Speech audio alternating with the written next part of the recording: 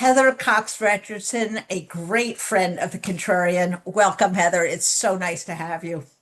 Thank you so much for having me on this historic day. As I always do, ask you for some context. We think this is not who we are, but we've always been a very violent people. And violence has been intertwined in our history. What strikes me as different is the violence against the people is now coming from the commander in chief and coming from his willingness to militarize the peacekeeping functions, the police functions.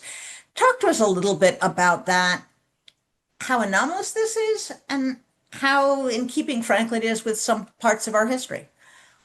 Well, I think both Leah and Representative Raskin just sort of spoke around those two issues. There is no doubt now that both the violence and the chaos is coming from the executive branch. And that's not completely unprecedented, but it certainly is new in my lifetime anyway, at least at this level. And one of the things that really jumps out to me about today in particular, but about what we are going through right now with reflection, actually on what you just said as well, April, is that um, the reason that people turn out to protest at something like a No King's Day, I mean, there's a lot of different kinds of protests, but the reason that one turns out for something like today is because we're trying to demonstrate whether or not the people in power have the support of the American people.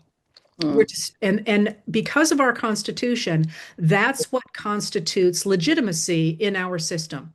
So to have this many millions of people all over the country, including in very small towns in Republican-dominated states, turning out to say this is not American democracy, not partisanship, but this is not American democracy is really important. And then to have it lined up against the military parade, which again, the birthday of the US Army is a big deal. I mean, there's a lot we could be talking about with the US Army that matters and that is part of our good history as well as our bad history. People don't see this parade that way, at least right now after these No Kings protests. But to see that many people showing up for the No Kings and then really nobody showing up for the military parade is a really powerful demonstration that right now the legitimacy of our Constitution is reflected in the No Kings protests. Now, somewhat ironically, this was in a way a self-own on the part of the Trump people, because people really don't turn out for Trump anymore. Certainly not in Washington, because they've gotten burned again and again and again. So the idea that they would suddenly show up for this parade, well, maybe, but the contrast of these two things in this moment is, I think, exactly what Leah was saying, that the momentum in this country has shifted. And when this happens, as it has happened in our past, tell me how you put that genie back into a bottle. The bottle has been broken. The bottle has been broken and the genie has no place to go. I guess we have to create a whole nother bottle because, like Dan Pfeiffer said, there has been a shift. Politics has changed. And what it looks like, this is for some people who don't know history and who don't know how things work. This is what politics looks like. How do we change that dynamic as this administration is banning books? This administration is banning everything about tradition, about who we actually are and how we got here. How do we do that? Well, so I think Jen's point is a good one too. We Americans are many things. And in some incarnations, we are multicultural and decent and progressive. And in other incarnations, we're the KKK. And the trick is to make sure that that decent multicultural belief in American equality before the law, equal access to resources, and right to a say in your government is the America that becomes uppermost again. And at the end of the day, really becomes ingrained in our institutions. That's my goal anyway. So there are those two things going on already. But how we make that happen, I think, is really interesting. Because, yeah, I agree with you. We should have more civics in schools and so on. But I'll tell you that I've done American politics and government now for more than 30 years professionally. And when I first went into this field, everybody was like, no one cares, don't worry, we don't need this in the schools, because we were all agreed the guardrails were there. And I will never forget teaching the Civil War one day years ago, 15 years ago, maybe. And just off the cuff, I said, Abraham Lincoln made a big mistake when he said that he had declared a blockade against the American South, because Mhm. you could only declare a blockade on a foreign power. So that basically said that the Confederacy was a foreign power, which would have given it foreign recognition. And he backed off that really quickly. And then I went to go on, and all the students went, wait, tell us more about that. And I'm like, about what? And they're Yeah. like, about the legal structure behind this fight. And I'm like, are you serious? And ever since then, I have noticed how many people care about how the government is set up, how the courts work, how all those things work. And it reminds me of learning, for me anyway, to use new technology. You can tell me a million times how to do it, and I'm like, oh, yeah, I get it. That's fine. But the minute I need to do it because there's a deadline, I learn that sucker in a hurry. And I feel like that's where we are right now, with a lot of people being like, wait a minute, I can't tell you how many people have written to me in the last couple of days and asked me to write a letter about the Posse Comitatus Act. It is featured in one of my old books. And do you know how many people ever asked me about the Posse Comitatus Act before recently? One Right. wonderful radio host. But other than that, people are like, yeah, right. Is that where posses come from? Let's talk about something else. So I think maybe we're learning that, and we can make that embedded more deeply in our society. But I think people are learning it on the fly. But Yeah. Jen, it's interesting that Heather brought that up about the Civil War. I've been looking on social media while we're doing this great program. There was someone that held up a sign saying President Trump is our first Confederate president. Huh. Yeah. Yeah. It Yes, really is. ideologically, I think that's right. Absolutely. Whew. I go once a year to Gettysburg College, which I adore. And I always have a graduate student take me around the battlefield, even though I've done it a bunch of times. And I come to that point where they have this gigantic statue for Robert E. Lee. It is by far the biggest monument on the battlefield. And whenever I see that and I look out, because it's positioned right where the Confederacy would have been as they're looking out onto the land that Pickett's charge and the development from there on of the lost cause, I think to myself, who really won the Civil War?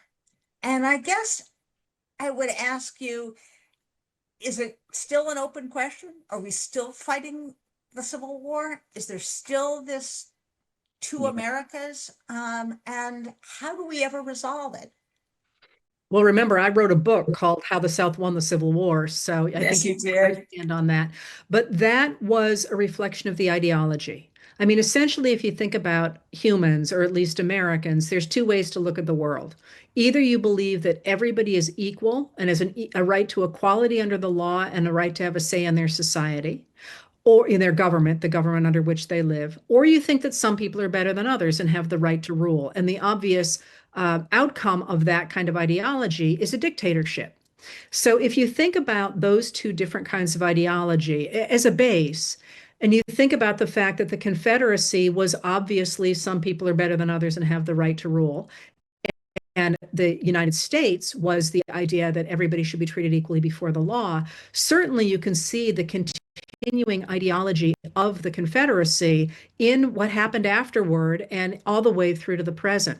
But since I'm only planning to do this tonight, I do want to tell you there was something else that I noticed today that I think is Absolutely. really interesting from the Civil War era.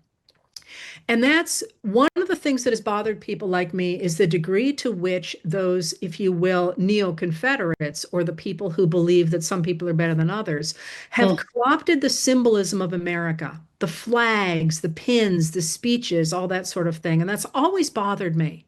And if you watched people today who were protesting kings, they were flying American flags and wearing American paraphernalia and quoting from the Constitution and the Declaration of Independence and reclaiming those symbols. And the reason I'm pointing that out is because the people who were protesting were not just Democrats.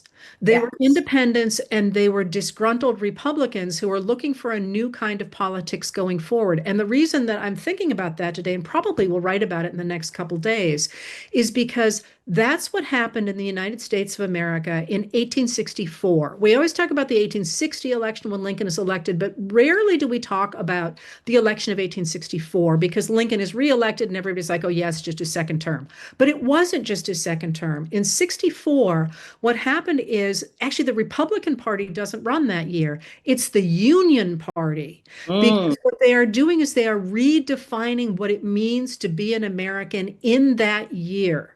And in that year, in 64, 1864, the Republican Party begins to take on an identity with the country. That if you support the American government, you support the Union Party, which is basically the Republican Party in 64.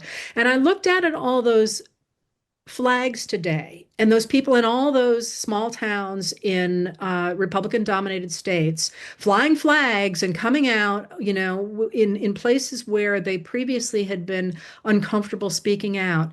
And I thought, man, does this look like 1864 to me, where a coalition group led by by a party, by the Democrats, but pulling in all these independents and all these Republicans sort of say, hey, let's rethink what it means to be an American. And if in fact that holds, it's a new era. So Heather, Absolutely. I want Go to ask ahead. really fast.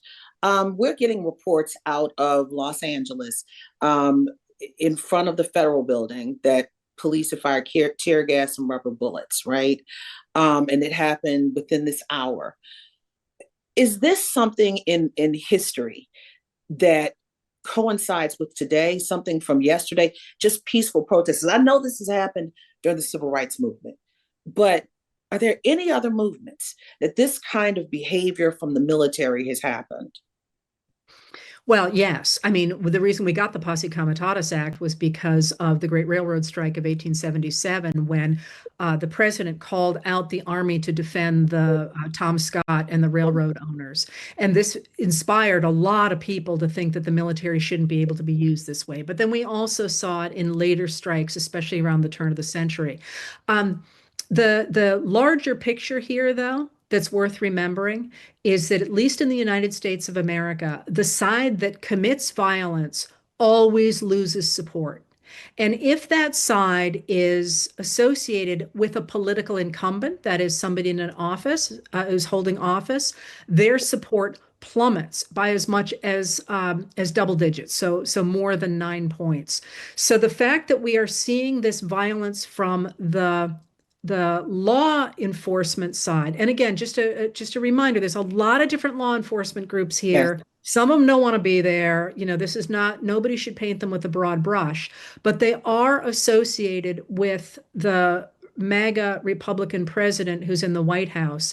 And, honestly, the picture of that 80-year-old veteran pulled away from his walker Yes. yesterday and Yes. handcuffed in front of the Capitol. Yes. Man, if I were anybody who had thought that Trump was on the side of the veterans, I would look at that and think, what are we doing here, folks? What are we doing? So I think that larger picture of the fact that the violence appears to be coming at this point from the administration and the people working for it, rather than the protesters, is enormously important in terms of where I started here, with who is a legitimate representative of the American people. And our legitimacy for our government comes from the buy-in of the American people. So that's really important that it appears that the administration is losing that. Wow. Thank you. Absolutely.